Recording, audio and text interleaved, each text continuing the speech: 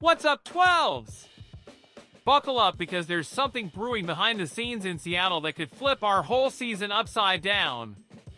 We've got an under-the-radar receiver making serious noise in camp, a defensive beast entering the final year of his rookie deal and ready to go off, and possibly, just possibly, a veteran on the radar who knows this new defensive system like the back of his hand. But is this the missing piece we've been waiting for? So hit that like button, subscribe to the channel, turn on the bell, and stick with me till the end, because what's coming next could shake things up big time in Seattle. Let's show the power of the 12s! Let's start with a story that's gonna hit home if you've been rocking with the Hawks since the days of Jermaine Kearse and Doug Baldwin. We're talking about a wide receiver nobody saw coming, an undrafted long shot who might just earn his way onto the 53-man roster. That's Montre Foster Jr., who landed in Seattle on May 12th as an undrafted free agent after a roller coaster college career at Michigan State. Foster wasn't a household name and didn't light up the stat sheet early on with the Spartans. But during the final stretch of his college years, he found his rhythm, racking up 89 catches for 1,164 yards and 6 touchdowns in his last 2 seasons. That's a massive leap from his early years, where opportunities were few and far between.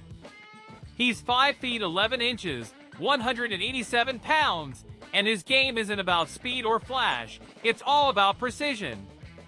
Clean route running, reliable hands, and high football IQ when it comes to reading coverage. But the road to making the 53 is brutal. Especially when the Seahawks wide receiver room, which looked shaky on paper after the departures of DK Metcalf and Tyler Lockett, suddenly turned into a powerhouse. Now Jackson Smith-Njigba steps into a leadership role in year 2, joined by the splashy addition of Cooper Kupp, who brings instant production and veteran savvy, and Marquez Valdes-Scantling, who gives us vertical presence and size. That's already 3 locks.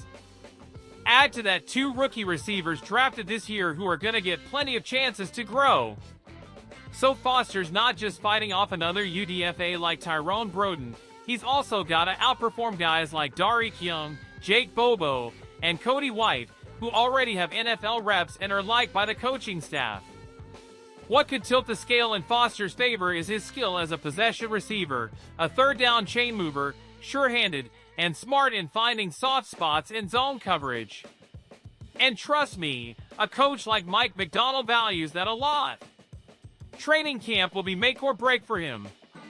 It's all gonna come down to consistency, playbook smarts, and building chemistry with the QBs, whoever ends up winning that starting job in this new-look offense.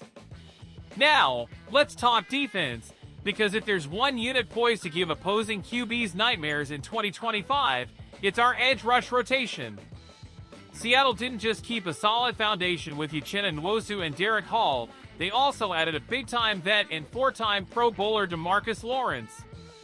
He's stepping in to replace Draymond Jones, who never really lived up to expectations in Seattle. But the sleeper star of this group might be a guy coming off the bench, Boy Mafe. Maybe he's not a media darling nationally, but real Seahawks fans know how much he's grown. Back in 2023, he had a ridiculous streak of 7 straight games with at least 1 sack, a franchise record. And even though 2024 saw him finish with only 6 sacks, that number doesn't tell the whole story.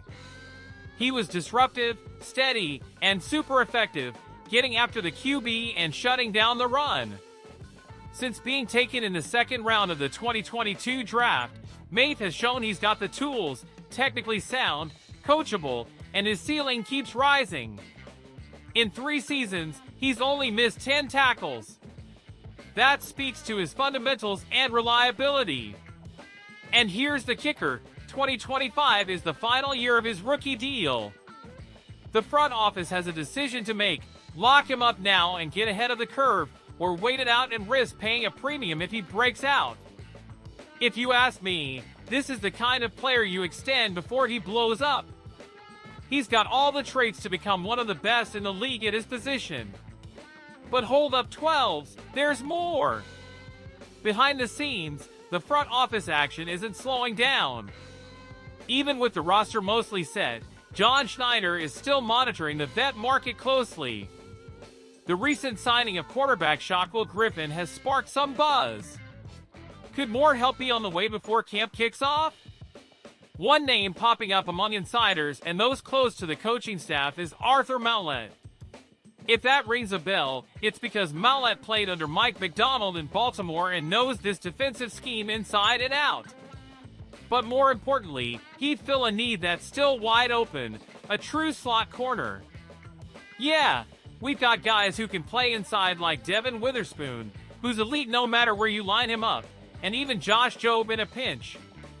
But Maulet is battle-tested in the slot, where things move fast, blocks get messy, and tackles are tougher.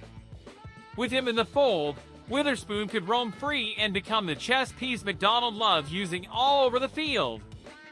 Sure, we've got young DBs like Nehemiah Pritchett and Chris Steele trying to make a name for themselves, but none of them have locked things down enough to rule out a veteran addition.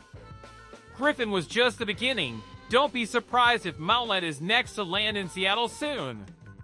And this is where it all starts to connect. Whether it's Foster trying to become the next Doug Baldwin, Mafe ready to break out as a defensive star, or another veteran like Maulet coming in, these moves show that the 2025 Seahawks are smarter, sharper, and way more prepared than a lot of folks thought. Mike Macdonald's arrival didn't just bring a new scheme, it brought a whole new standard. You can already feel the difference in how players are being coached, how they're being pushed mentally and physically, and how every rep matters. He's not just installing plays, he's building a culture. And that culture is going to be on full display when training camp kicks off on July 23rd. It's shaping up to be one of the most competitive camps Seattle has seen in years.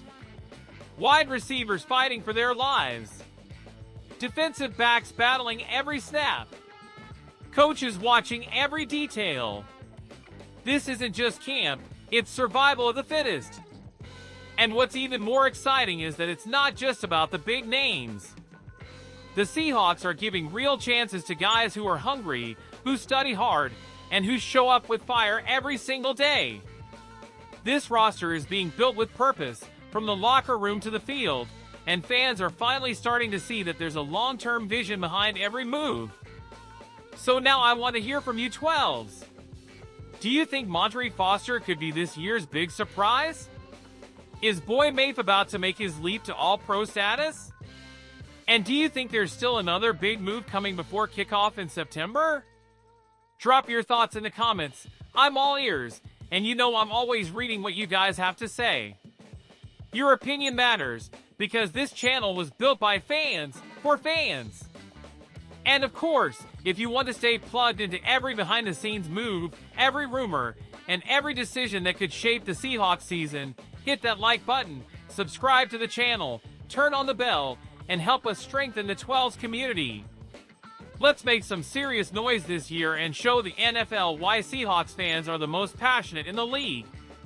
Go Hawks!